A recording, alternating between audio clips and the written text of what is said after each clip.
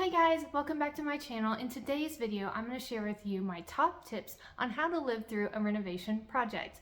If you've been following my channel, then you'll know that we have been renovating our house for several years now, and we've kind of figured out what works and what doesn't on living through a construction zone. So if you're new here, I hope that you decide to subscribe and like the video, and let's go ahead and get started. Okay, so my first tip is to actually live in your house before you start any renovations. Give it a little time. So when we first moved in, the master suite was actually upstairs and it was down this long hallway. It was very awkward and wasn't really suiting our needs. So we decided that it would probably be best to figure out a way to have the master bedroom downstairs, and also having a playroom upstairs for our kids. So we did a lot of thinking and planning and all of that before we even started our renovation project. So definitely live in your house first for a little while. Okay, so my next tip is to actually purge and practice minimalism a little bit. So when you decide to renovate an area, it is much easier to move very little out of that room and move it back in. So if there's anything you can get rid of, anything you can purge, donate, whatever, go ahead and get that done now. So then that's less things that you can move around. My next tip is to allocate some space that you are going to live in while you are renovating a certain room or area of your house. So in our situation, we are renovating the first floor, and so kind of like towards the front of the house. So we moved our bedroom upstairs into the game room, moved everything out of all the rooms, and now when we are living in the house, we are living upstairs into the back of the house. So we never go to the front of the house unless we are working on the construction area, and it kind of keeps the dust a little bit more at a minimum, but that way you stay out of the area and it stays a lot cleaner. All right, my next tip, it's inevitable. There will be dust. No matter what you do, there will be dust. But the key is you need to clean up after every single time you are working in the construction renovation area. So every single time you are done for the day, sweep, put things away, and it'll stay a lot cleaner. The other thing that we did is we put up plastic on the doorways, and again, like we were talking about, we allocated space to live, so we stayed out of the construction area to minimize tracking that dust and everything into our living space. So it really helped a lot to clean after every time we worked on the construction area and kind of stay out of the space if you can. Okay, I don't know about you, but when I start working on a project, I get super excited about it. I'm on Pinterest, I get ideas, and then I start shopping, and then I start getting deliveries, and okay. My next tip, try to limit those deliveries and materials that you're gonna need down the line, like down the road. So just wait a little bit until you actually need it. That way you don't have things just stacked up all over the place in your home that you're constantly moving. It's a running joke with my son that we've had these wood floors. Okay, we got a really good deal on them. You have to check out my video on that when we installed it and the excellent deal that Keith got on them. So we really did need to buy it at the time, but we have moved these flooring boxes, which are 70 pounds each, multiple times around this house because it's been in the way over here, it's been in the way over there. So we've constantly been moving them. So try to keep your purchases to a minimum, to only what you need when you're working on a certain area. My next tip is to have an entrance directly into your renovation construction area, and then have a separate entrance into your living space.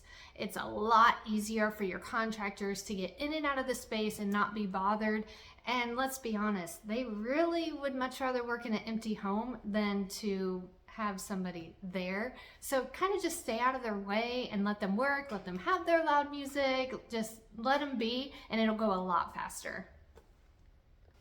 All right, so we talked about limiting deliveries and materials on things that you need, but the biggest thing that I found helpful was to make a list and maybe put together some drawings, because when Keith and I are talking about a certain room that we're working on, we're not always on the same page. So if I can put together a drawing to kind of explain my vision And if we can make a list, we know exactly what we need and we're not cluttering up our space, and we actually work a little bit better together. It goes a little bit smoother because we both have the same vision. So definitely put together lists and drawings. Okay, so for my next tip, I would recommend maybe having some sweet treats or something like that for your contractors. And if you watch my channel much, you know that Keith and I DIY just about anything. So we've been working on this house mainly just us. So you'll kind of notice in some of the videos that I will bring him a pizza or I'll give him some chocolates just to keep him interested in the project, do nice things for him, just kind of speak his love language a little bit, and hopefully the project will go a little bit faster and more fun. My next tip is to clean often, and I mean after every single time you are done working in your renovation area. Clean up and organize and put things away, because I can't tell you how many times we have lost tools, misplaced them, whatever. You just work a lot easier and faster when things are organized, and cutting down the dust. I can't tell you how many times I have emptied the dishwasher, cleaned dishes coming out, putting them away to pull them out to cook dinner that night, and they've got a layer of dust on them, so I am hand washing dishes as well. So if there is any way that you could clean after every single time that you work that day, just at the end, just give it a quick dusting, quick sweep, it'll help so much. Okay, so I just emptied the dishwasher last night and I'm about to cook dinner. Take a look at this pan, okay? Just caked with dust. Look at this. Can you see that? Ew. I mean, now I have to wash dishes again. Ugh, this is the worst. We have to finish this project.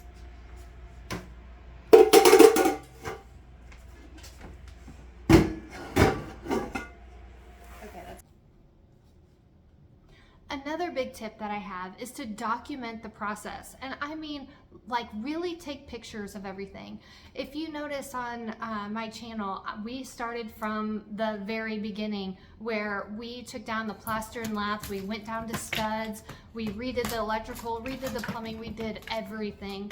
Well, we took pictures throughout, so now we know which way the trusses are going and where the electrical wires are and plumbing and anything that's inside of the walls. We know where they are now, and so we can easily go back and reference those as we're moving down the line of our construction project. So I would definitely document everything, and it'll really help you in the end. My next tip doesn't quite apply to us, but hopefully it will very soon, is to have a makeshift kitchen during your kitchen renovation. Like we talked about earlier, have an allocated living space that is completely out of the construction area. So we like to camp a lot, and you will be surprised how much you could cook over or on the grill, but over the fire or on a little burner or in the microwave. So even though it sounds like a daunting task, like, oh my gosh, I can't imagine not having my stove or oven, it is possible and you can make it work. You will definitely not regret it at all having that makeshift kitchen set up somewhere else. I really hope you enjoyed these tips and you found them helpful to tackle your next renovation project. Even though you might have to live in the space, it is possible, and I hope that you tackle it. You won't regret it. And if you have any other ideas on how to make it a little bit more pleasant, I am all ears. I would love to hear any comments that you have. Please comment below and let me know how we can get through this a little bit better, any tips that you have. So thank you for watching, and I will hopefully see you real soon. Thanks, guys.